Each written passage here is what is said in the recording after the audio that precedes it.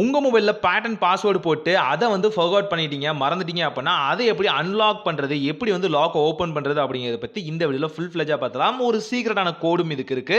So நம்ம சேனல subscribe பண்ணாதவங்க subscribe பண்ணிக்கோங்க. இந்த மாரி வீடியோஸ்க்கு பெல் பட்டன் ஆன் பண்ணி வச்சுக்கோங்க. ஸோ அடுத்தடுத்த நோட்டிஃபிகேஷன் உங்களுக்கு வந்துகிட்டே இருக்கும். ஸோ இந்த மாரி பேட்டர்ன் லாக்கோ, பின் லாக்கோ போட்டுட்டு நான் மாட்டிக்கிட்டேன்.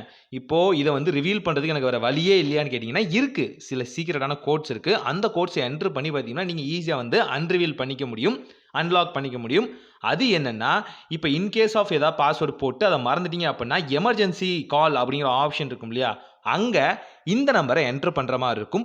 ***0082391***00#0 அப்படின்னு டயல் பண்ணாலே போதும். ஆட்டோமேட்டிக்கா அன்ரிவீல் ஆகிரும். ஸோ அன்லாக் ஆனதுக்கு அப்புறம் பார்த்தீங்கன்னா, நீங்க வந்து அந்த பேட்டர்னையோ, பாஸ்வேர்டையோ சேஞ்ச் பண்ணிக்கலாம். இதே மாரி தான் பார்த்தீங்கன்னா நம்பர் லாக்கும். இங்கேயும் பார்த்தீங்கன்னா, நீங்க நம்பர்ஸ மறந்துட்டீங்க. இன் கேஸ் ஆஃப் எமர்ஜென்சி ஏதாவது ஒரு நேரங்கள்ல தப்பா பேட்டர்ன போட்டீங்க அப்படின்னா, எமர்ஜென்சி கால்குள்ள போங்க. அங்கேயும் பார்த்தீங்கன்னா, ***00#82391**00#0 அப்படின்னு ஜஸ்ட் வந்து டயல் பண்ணுங்க.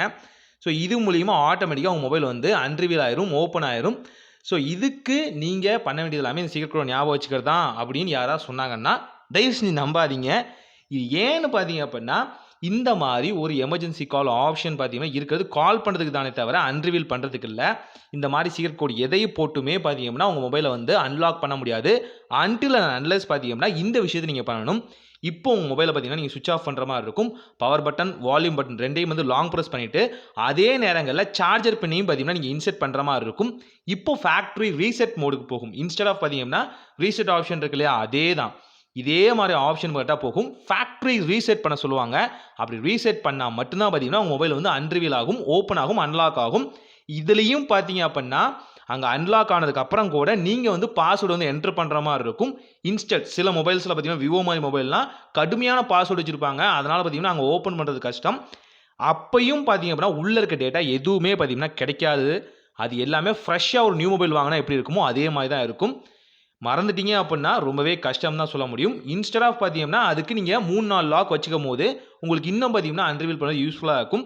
ஆண்ட்ராய்டு அப்படிங்கிறது ஒரு செக்யூரான டிவைஸ். அத வந்து வேற ஒரு ஆள் கைக்கு போயிடுச்சு அப்படின்னா, மொத்த டேட்டாவும் வைப் ஆகுற மாரி தான் பார்த்தீங்கன்னா, அதோட கஸ்டமைசேஷனே இருக்கும். அதுதான் ஆண்ட்ராய்டோட பலம்னு கூட. இது ஐஃபோனுக்கு எப்படி மாறும்னு எனக்கு தெரியாது. ஆனா ஆண்ட்ராய்டு இப்படி தான் வொர்க் ஆகுது. ஸோ அடுத்த முறை யாராவது இந்த மாரி வீடியோ போட்டு, இந்த மாரி பாஸ்வேர்ட்லாம் எடுக்க முடியும், சீக்ரெட் லாக்லாம் இருக்கு அப்படின்னு சொன்னாங்கன்னா, நம்பாதீங்க. ஸோ அத வந்து மேனுவலா ஃபேக்டரி ரீசெட் பண்ணி மட்டும் தான் அன்லாக் பண்ண முடியும். இந்த மாரி டெக்னிக்ல பண்ண முடியாது. தெரிஞ்சுக்கோங்க. ஒரு நல்ல மாற்றம் இனிதாய் நடக்கட்டும்.